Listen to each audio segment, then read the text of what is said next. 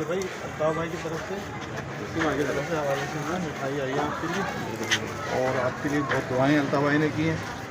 अल्ताफ भाई सबके लिए दुआएं करते हैं, सबके लिए जिक्र करते हैं, लेकिन शहीदों के लिए खासतौर पर दुआएं की हैं। सलाम भेजा उन्होंने, ईद मुबारक की है। आप भी कुछ अगर कहना चाहेगा तो बोल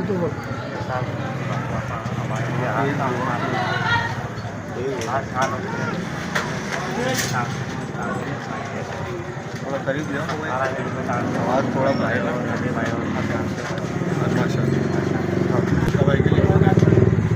भाई दुआ करते हैं हम। अच्छा हुए, अच्छे अलावा था भाई हमारे लिए भी अच्छे से मनावा था भाई को। हमारी दुआ यही है, हमारे को पूरे करती आमीन अल्लाह ताला जल्द से जल्द करे सही। आमीन आमीन सुम्मा आमीन। जी अल्ताफ, ये अल्ताफ ज़्यादा करिए, दुआ में याद रखिएगा। तारिक भाई